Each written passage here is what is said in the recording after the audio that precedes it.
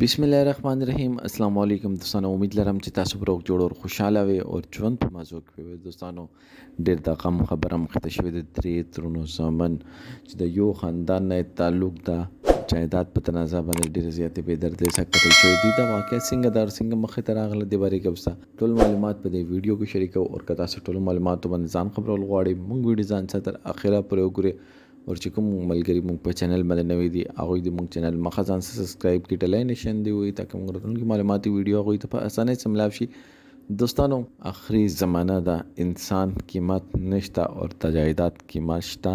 داسې کسان هشته چې هغه جایداد پر خپل مور پلار حق قتل کوي داسې خلک هشته چې جایداد پر خپل بچی قتل کوي داسې خلک هشته چې جایداد پر خپل ورونه قتل کوي دوستانو نن درې شازلمی چې مور پلار د سره ټوکړې وو د سترګو رڼاګانې دوستانو هغه په جایداد په تنازع باندې قتل شو دوستانو قاتلان لا فرار دي قاتلان لا گرفتار شوی نه دي خو دوستانو افسوس په دې خبره باندې چې د انسان د ژوندۍ قیمت صرف وی د زمکه ټوکړې په حساب باندې تاسو لګول شي اخر مونږ کوم وختونو ته پاتې شي اخر مونږ کې دا حسد کوم ځای راغلی دی د لالچ مونږ کوم ځای راغلی دی مونږ خو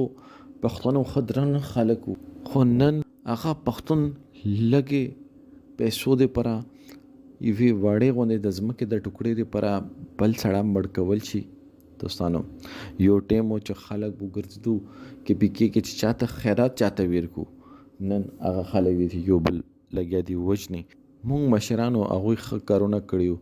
هغه دواګانې به موږ سره او نن چې کوم ټیم دی هغه کې تاسو وګورئ نو هر څوک نفسي کې دا هر څوک دا چې زه ستر کې باندې بل حق خورم او دا ګوري نه چې دا حلال ده که حرام ده دوستانو دې باره کې تاسو سره دا کمنټ سیکشن کې خپل رائے ضرور کوئ. والسلام.